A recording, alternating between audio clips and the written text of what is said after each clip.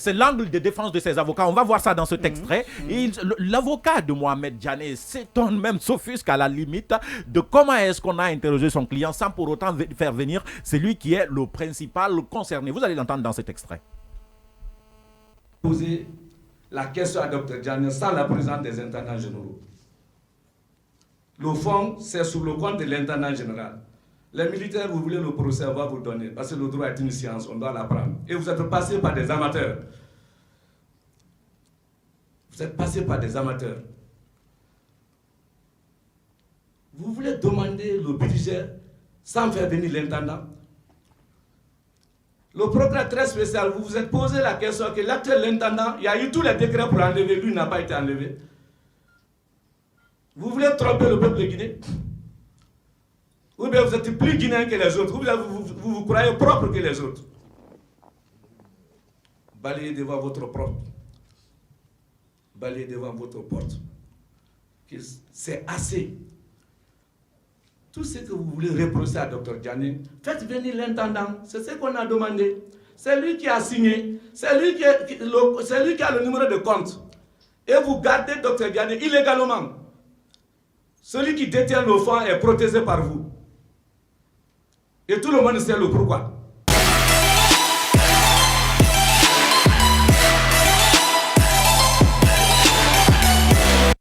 Passé de 10 minutes, il parle de l'intendant qui est militaire. S'il dit on sait pourquoi il est protégé, c'est parce que c'est militaire. C'est militaire, exactement. Et souvenez-vous, Mohamed, souvenez-vous que ici, la gestion des militaires, tous ces généraux, tous ceux qui ont géré l'intendance, les postes de clés de l'armée, ne sont pas interpellés. Justement, et nous savons aujourd'hui qu'il y a beaucoup...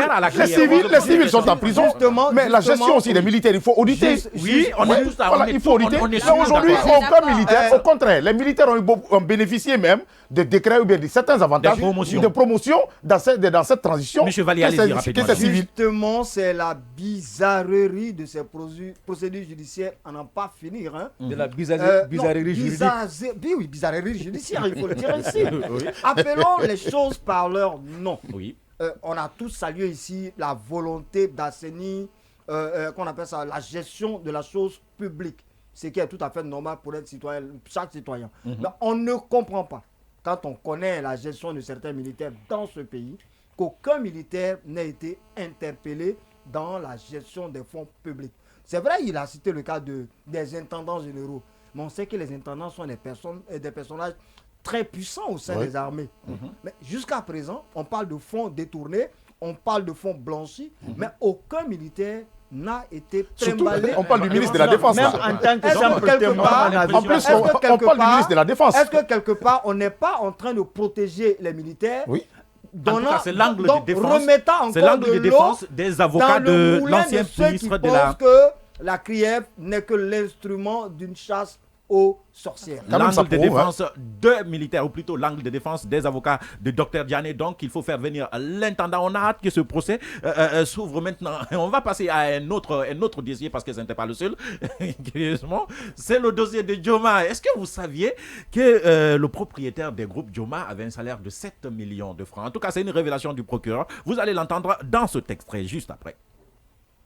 Qui a fait constater que la société Joma Group est une société anonyme qui a pour administrateur général et actionnaire unique M. Kabinet Silla, qui était l'intendant général à la présidence de la République de Guinée, nommé suivant un décret du 4 février 2014, avec un salaire, notez bien, avec un salaire mensuel de 7 millions de francs guinéens. À ce titre, le sieur Kabinet Silla a géré donc des milliers de milliards de budget de la présidence et pendant plus de 8 ans. Et lorsque nous avons été saisis donc de cette procédure, le 6 septembre, donc vous allez constater que le 6 septembre 2021, Joma Group a effectué un transfert d'$1 million en faveur d'un particulier qui, interpellé par les autorités, donc la CENTIF, n'a pas pu justifier le motif donc, de cette transaction. La société n'a pu fournir aucune justification économique fiable.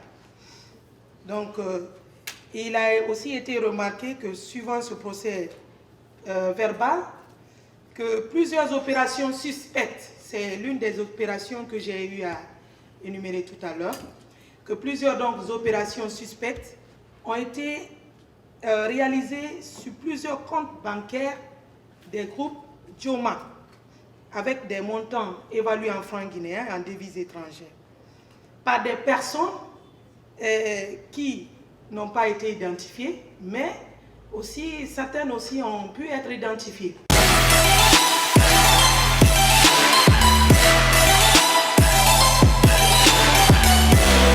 En attendant d'avoir l'avocat de Joma qui est au bout de fil parlé, on a écouté encore une fois la substitut du procureur spécial de la CRIEF. C'est très vicieux comme communication. C'est D'accord. très très vicieux et c'est très cynique. D'abord, on nous dit qu'il a été nommé en mars 2014. Oui. Et on dit qu'il a un salaire mensuel de 7 millions. Oui. C'est-à-dire qu'après, on parle d'une transaction d'$1 million. C'est-à-dire qu'il faut rappeler c'est-à-dire qu'il était millionnaire en dollars. Exactement, c'est-à-dire qu'il ne peut pas avoir ça. Parce on que oublie de dire. On n'a pas appelé Bill Gates à la